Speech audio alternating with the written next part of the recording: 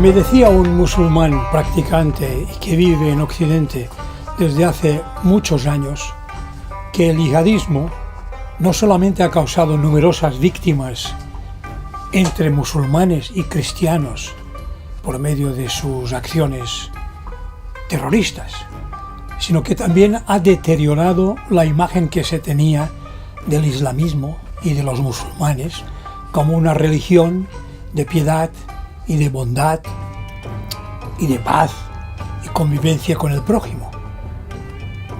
Como es natural, yo no le discutiré esto.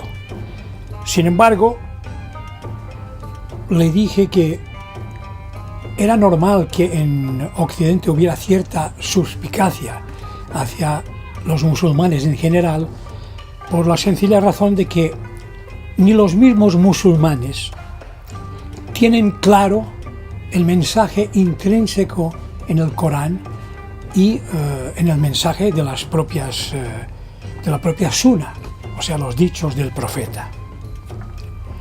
El Corán tiene en realidad 1400 años y fue escrito por una serie de amanuenses que recibían el dictado del profeta, que a su vez lo recibía o del ángel Gabriel o de Dios, según los musulmanes. Y se formaron cierto número de Coranes, según los amanuenses implicados en esa labor. Entonces se comprobó que había una dicotomía entre diferentes mensajes y el sultán otomán creyó oportuno confeccionar un Corán único, porque había el Corán de Abu Bakr y el de Ali y el de Omar, o sea, 3 Coranes.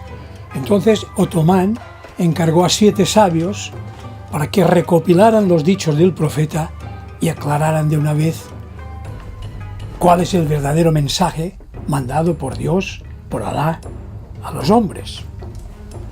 Y de esa labor de los 7 sabios surgieron 7 Coranes que también discrepaban en cierto modo.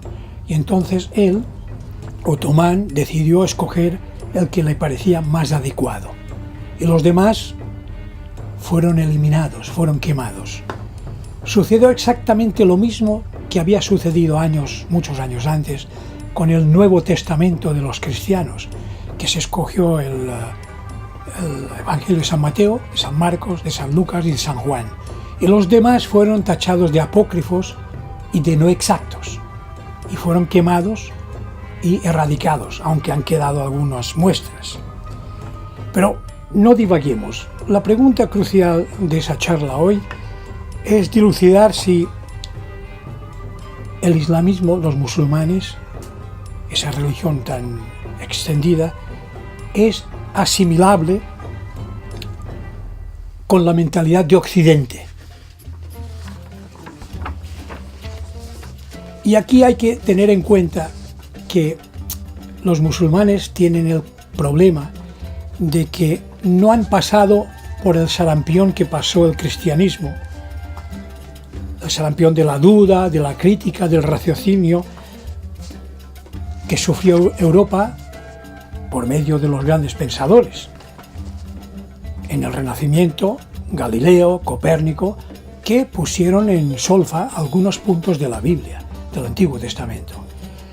Tampoco tuvieron los musulmanes un periodo denominado de Ilustración, de 1789, la Revolución Francesa, ni los pensadores como Voltaire, Rousseau, en Le Contrat Social, Montesquieu con l'Esprit des Lois, con d'Alembert, la enciclopedia, y todos estos científicos que utilizaron el empirismo del raciocinio. Los musulmanes, el mundo musulmán no lo tuvo porque el Corán era la palabra de Dios intocable, inmutable, y el que intentaba cambiarlo podía perder la vida. Es decir, el Islam ha quedado anclado en el pasado y no ha evolucionado.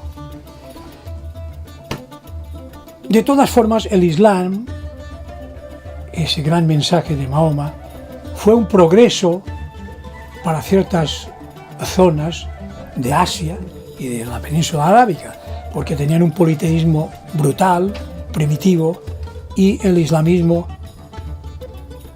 cumplió una función de reforma y de cambio que fue muy loable y que comporta el que el profeta pues tenga que ser aceptado y admirado como persona de gran valía para la humanidad.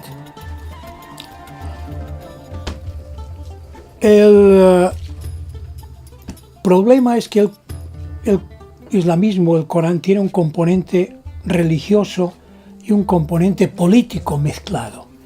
Y todo buen musulmán tiene que aceptar ambos. De lo contrario, no es un buen musulmán. Y en ese componente existe el problema de una contradicción o dicotomía en las suras y en las aleyas que componen el Corán. Y es que hay una parte, como por ejemplo la sura 5:49, que postula: rivalizad en buenas obras. Eso lo dice Mahoma en nombre de Dios. O sea, eso demuestra que era un hombre tolerante y bueno. En la sura 3, aleya 3, dice: Él, Dios, Alá, te ha revelado la Escritura con la verdad en confirmación de los mensajes anteriores. Él ha revelado la Torá y el Evangelio. O sea que Mahoma aceptaba a los evangelios cristianos y a la Torá de los judíos. En la sura 5:69 dice: los creyentes, los judíos, los sabeos y los cristianos, quienes creen en Dios y en el último día y obran bien, no tienen que temer y no se afligirán. Queda claro que es un mensaje totalmente pacífico y de tolerancia. Y en la sura 5:69, para más abundamiento, dice: gente de la Escritura, no hacéis nada de fundamento mientras no observéis la Torá, el Evangelio y la revelación que habéis recibido de vuestro Señor. Está claro, un mensaje de tolerancia absoluta. En la sura 42 y 43 dice: quien es paciente y perdona, eso sí que es dar muestra de resolución, de bondad. Y podríamos continuar, solo mencionaré una sura más, la 4, aleya 36. Sed buenos con vuestros padres y parientes, huérfanos, pobres, vecinos, parientes y no parientes, el compañero de viaje, el viajero y vuestros esclavos. Dios no ama al presumido, al jactancioso. No hay más que decir. Era un mensaje de tolerancia y de bondad. Sin embargo, esa tolerancia hacia otras religiones, que empieza cuando Mahoma abandona Medina en la Égira, perseguido por los mecanos, los politeístas, va cambiando a medida que él adquiere poder en la península arábiga y al final se hace con el poder. Y aquí uno piensa que al haber leído las primeras suras y ver que era una persona de gran bondad, las siguientes suras revelan una personalidad diferente, que emplea la violencia y la predica. Entonces, por ejemplo, leemos en el Corán la sura 191, y matadles donde quiera que les encontréis, y expulsadles de donde les hubieran expulsado. En la sura 9:5, mas cuando hayan pasado los meses sagrados en los cuales se os ha vedado el combate armado, matad a los idólatras donde quiera que les halléis, capturadles, cercadles, tenedles emboscados en todo lugar, pero si se arrepienten, aceptan el Islam cumplen la religión prescrita y pagan el zakat, dejadles en paz. Ciertamente, Alá es absolvedor, misericordioso. Poco hay que decir al comprobar que incluso en la Sura 5:51 dice: creyentes, no toméis como amigos a los judíos y a los cristianos, son amigos unos de otros. Quien de vosotros trabe amistad con ellos, se hace uno de ellos. Dios no guía al pueblo impío. Bueno, a mí solo me queda decir que el Corán se encuentra en contradicciones. Y hay una diferencia entre el primer Mahoma y el segundo. Entonces yo pienso modestamente, que puedo equivocarme, que ha sucedido como en el Antiguo Testamento y en el Nuevo Testamento, que a medida que pasan los años, al escribirse el Corán, se han ido intercalando cosas que el profeta no dijo. Entonces tenemos ahora dos mentalidades en el Corán. Bueno, y un libro escrito hace 1400 años, que no ha sido sometido a ninguna crítica ni análisis, pues es como agua encharcada que al final se pudre y no funciona. Y un ejemplo de esto, de ese encharcamiento, es el concepto que tienen algunas suras, como la 4:34, que reza con respecto a la mujer: los hombres tienen autoridad sobre las mujeres en virtud de la preferencia que Dios ha dado a unos más que a otros. Amonestad a aquellas de quienes temáis que se rebelen, dejadlas solas en el lecho, pegadles. Si os obedecen, no os metáis más con ellas. Dios es excelso, grande. Se puede comprobar que aún en la actualidad, después de 1400 años, esta sura se viene aplicando en los países árabes. O sea, la mujer, digan lo que digan, allí no tiene prácticamente ninguna defensa. Y para corroborar lo que estamos diciendo, en España, el consejero de la Federación Española de Entidades Religiosas Islámicas, el imán Mohamed Kamal Mustafa, ha publicado una especie de vademecum, un manual de cómo tratar a las mujeres aquí en España, que dice: para el buen creyente, sobre la forma de pegar a la mujer, y el muy experto, dice: utilizad una vara delgada y ligera, útil para golpearla incluso desde lejos. Golpeadla solo en el cuerpo, en las manos, en los pies, nunca en la cara, porque se ven las cicatrices y los hematomas. Recordad que los golpes deben hacer sufrir psicológicamente, no solo físicamente. Eso lo dice un señor que está predicando en una mezquita en España. Bueno, alguno de ustedes me dirá: hombre, eso es un caso único, eso, porque hay una persona así, intransigente, intolerante, no vamos a estigmatizar al Islam. Bueno, si fuera así yo diría que tiene razón, pero es que da la casualidad de que el imán de Valencia, otro, Abdul Mahad Rajab, comenta hace un par de meses: el imán Mustafa es islámicamente correcto. Pegar a la mujer es un recurso. Y otro de ustedes, quizás más tolerante que el anterior, me dirá: hombre, porque haya dos, no hay que juzgar a todo el Islam. ¿Vale? Otro descarriado, otra excepción. Pues mire, el imán de Barcelona, de hace poco, dijo: el imán Mustafa se limita a referir lo que está escrito en el Corán. Si no lo hiciese, sería un hereje. Bueno, ¿ustedes francamente creen que imanes con esa mentalidad, que los hay a punta pala, pueden estar conviviendo con nosotros y nosotros debemos permitirles que prediquen a sus fieles y concederles trabajo, seguridad social, etcétera, etcétera?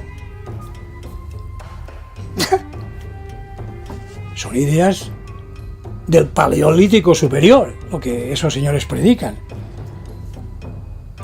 Y el problema fundamental, y eso lo saben mejor los franceses, es que esos fieles se reproducen a una velocidad impresionante. Y dentro de poco en Francia habrá una gran mayoría que podrá cambiar las leyes francesas. Ayer, para no ir más lejos, he leído en el periódico que el señor Yves-Marie Lolland, que no es un tonto, es el expresidente del Comité Económico de la OTAN. Además, es demógrafo, geopolítico, economista, catedrático.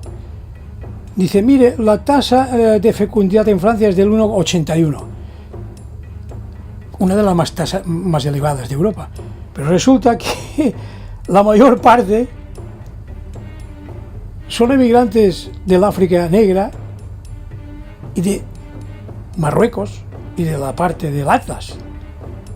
Es decir, que en Francia el 2,7% son magrebíes de los que nacen y el 4,2% son del África negra. En la Île-de-France, el 31% de los jóvenes de menos de 20 años, lo leo porque así estaba en el periódico, son originarios del África negra, Magreb y Turquía. Y lo que los políticos no quieren decir a los franceses es que dentro de 30 años sobrepasará la barrera del 50%.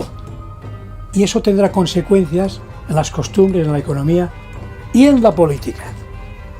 Bueno, como natural, si llega ese momento, ellos implantarán democráticamente en el Parlamento la ley islámica, la Sharia, o sea que se cortará la mano al ladrón, se amputará el clítoris a las niñas, no podremos tomar jamón de jabugo, ni vino de Rioja.